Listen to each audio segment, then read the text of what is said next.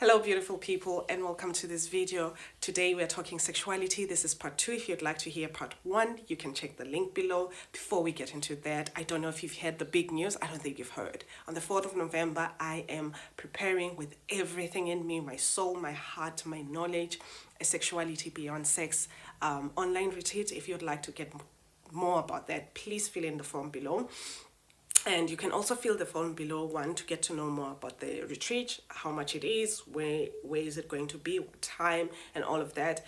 And you can fill in the form if you want to be part of my Discord group. You can also fill in the form if you want to just say hi. And about the retreat, if you are in a situation right now where you're interested in the kind of sexuality that's healthy, that's holistic, and a very nice holistic approach towards sexuality, one that is not influenced by trauma, one that is not influenced by the media, one that is not influenced by anything that anybody says outside of you, but one that is just coming deep from who you truly are, this retreat is definitely for you. You want to come and be there. And if you are creative at any point of your creative life, this is beautiful too, because you cannot be fully into your creativity mode without confronting what your sexuality is all about. Alright, so onto today's video. I want to first recap of what I spoke about last week or a few weeks ago. If you've seen that video, I'm sure you noticed just how it was so, my sexuality was so rooted in the past, was so rooted in guilt, and that had to do with my childhood. For example, let me make it make sense. So, for example, I speak about how I grew up in a cultish religion, and I call it cultish because I think they don't agree that they're a cult, but I grew up in a cultish religion, and from my mother's womb, it was screamed that sex is the worst thing that you can do, that sex is one of the worst things you could do to disrespect God. So it's something that was always in my heart and my mind. And as a young girl, we were taught, just make sure nobody ever touches you there. It felt like it was my responsibility to make sure that a full-grown male adult mustn't touch me. And I'm only like, a few years old. So at 6 to 7 years old, something did happen. Somebody did end up molesting, sexually harassing me.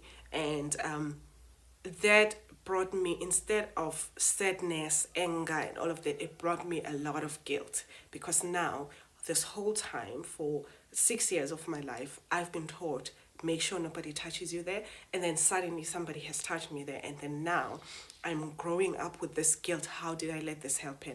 I remember every night going to bed and praying and asking, can you please forgive me for the sin that I've committed, of which, as you know, that was a guilt that was not fair for me as a child.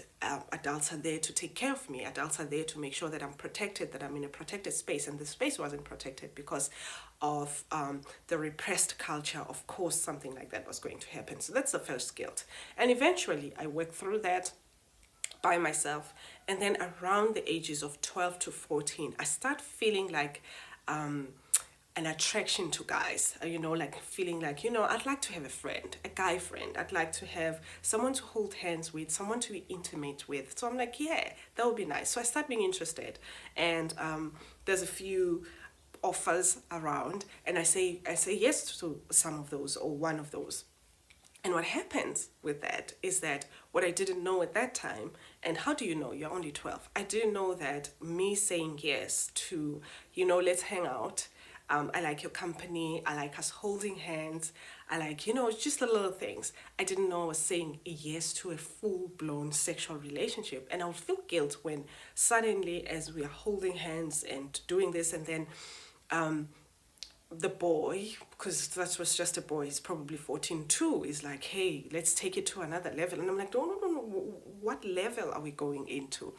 And I would feel like I've led him on. I'll feel like I have, I feel like I've led him on it, because why did I say yes to a relationship when I knew I wasn't ready for a sexual relationship, and all that I wanted was like someone to just hang around with, hold hands, tell me I'm beautiful, tell me you love me, and things like that. I thought that was what it was all about. But so you see, more guilt. And then fast forward, I start being ready now So now I'm around the ages of 19 and 20, I start feeling like, okay, I'm ready for an actual sexual relationship. I can feel a sexual attraction now. And then when I got into that, suddenly it clicks. By the way, the church doesn't like what I'm doing. The religion doesn't like what I'm doing. So I then go to the pastor to apologize. And the thing that was stressed in that was, did you enjoy it? And I was like, is it better if I didn't? And it was like, yes, it's better if you didn't. So I started learning that I shouldn't enjoy sex. I should do it because I feel the sexual attraction, but not enjoy it. Guilt more. And then the last part of guilt, oh, time is moving so fast. And then the last part of guilt was then now when I got married, and there was this expectation that my body no longer belonged to me, but it belonged to my then husband. And then there was guilt now of like, oh, so am I? Is it okay if I don't feel like it sometimes? Is it okay if I say no sometimes? Should it always be a yes? And what was so sick about that is that it wasn't a conversation that me and the husband could have. It was a conversation. The question on the table was, what does God say? What does the church say? I've never actually had a conversation with my then husband where I was like, oh, what are your thoughts on sex? How many times would you like to have sex? There was no question. There was no getting to know each other like that. So it was a little sad situation. And that's it. That's the guilt. Finally, I get over all of that. And now I've got like, what would you call my freedom, so to speak. And I left the church at the same time that I left the marriage. So I just had this wonderful sense of freedom, the wonderful sense of like, okay, now I'm here. What happens then is that I had like such a strong awakening, and some people would probably call it a Kundalini awakening. I had such a strong awakening, and I felt deeply that there was a coming out of the closet that I didn't know about that had to happen. I was so sure that I need to come out of the closet, but I didn't know come out of the closet as what. So at first I thought, okay, I'm probably a lesbian. Let's see that. And I was in a rush as well. I was in a rush to really explore sexuality in a way that will show that I'm no longer that church girl. I've left. I'm different now. So I was like, okay, cool. Let's move fast. I'm probably a lesbian. So I started hanging out with other people that are lesbians. And I also started hanging out with women, and nothing clicked. I was just like, nothing about, I think women are pretty, I think they are gorgeous, but nothing about them is attractive to me. Nothing about their bodies feels like sexually attractive to me. So that dream was gone. I was like, okay, it's not it. This is like, it took like 4 months to discover that. I'm like, okay, so I'm not coming out of the closet as lesbian. So I'm like, what is it? What could it be? So I was like, oh, you know what it is? It's probably, I want a different kind of a relationship. So I start looking at open relationships, polyamory, and stuff like that, because I'm like, okay, that's it. I just want to come out as someone who's poly or open. So I have a look at that, and I start having, situations where I see myself as poly or I see myself as open, and it's not clicking. So I'm like, you know what I want? I'm done with all of this. What I want is a sex buddy. And I go out there and I'm like, I'm just going to find myself a sex buddy, and that's it. I'm done. So anyone that approaches me asking me to date me, I'm like, I'm sorry, I can't really date you. What I'm really looking for is a sex buddy, no emotional attachment, no nothing. And to my surprise, plenty, like 100% of the people I said that to, they were like, no, I want the full package. This whole body thing is not mine. And I started, that's when my book Tishiwe came from, by the way. You can check out my book, because I then started interviewing these people, and I was like, how can you say no to that? What's going on? And they started explaining to me how sexuality works for themselves, and you can see some parts of it on my book, Tishiwe. They started explaining to me, no, it's not satisfying that way. You need to have like some kind of connection. Without the connection, what are we even doing? Okay, I gave up on that. I'm still searching for this coming out story that I feel bubbling out inside of me. So I was like, you know what? I want to do like different things sexually. I want to just like be wild sexually. So I go for it. I'm like, okay, this is wonderful. I'm doing this now. And for the first time in my life, and I hope it's not hard to believe, for the first time in my life, I go into a sex shop. I had never been into a shop like that before because of, church rules and stuff like that. And then for the first time I go there, I get there, my eyes are wide. I'm like a 3-year-old in a sweet shop, and I'm like, what is this? I keep asking, I ask each and everything, what is this for? What is that for? Oh my goodness. And then at the end of it, I think the gentleman that was the shop assistant started thinking like that I was hitting on him because I just kept asking him these questions, and he started answering me like, well, my girlfriend and I use this. My girlfriend who I live with, this is the toy we use. This is the kind of toy we enjoy. And it was quite funny, but I explained to him that no, it's my first time, so please bear with me. So that happened, and then he then gives me this beautiful advice because I wanted to buy the whole shop and take it home. He's like, since this is your first time, I would suggest that you take one toy, you try it out, and then we can see how it goes. So I was like, okay, good. I get one toy. It was like I don't know if it has a name, but it was like a vibrating sort of a penis shape vibrating thing. It was something like that. So I buy this one toy, I take it home. It takes me about a week to actually use it because I'm just like so excited. When you're keeping that piece of cake and you're going to use it, and the excitement didn't come from the toy, didn't come from the pleasure.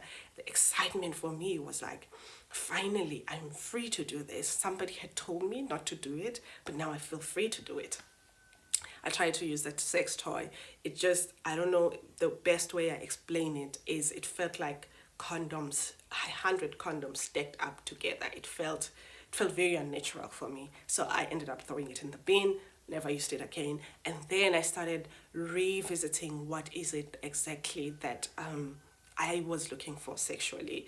And a few months later, I met the love of my life, and we were exploring that together, which was even more beautiful. So the point of this whole story, as I'm going on and on about my trying to discover what my sexuality was, is at first I was trying to go according to the church rules of what sexuality should be about. And then I went again, and this time I was going according to society rules. Like I was looking at words that they're using: lesbian, polyamory, open relationship, sex toys. I was going according to what was common, what was normal. I hadn't come back to me to be like, what am I actually wanting to express? And I discovered that it had nothing to do with gender. It had nothing to do with who I sleep with, how often, what I use. It had nothing to do with that. My sexuality had a lot to do with my inner self. Where was I setting boundaries? Please check out some videos where I talk about setting boundaries and your no and your yes. Where were my yeses? Where were my no's?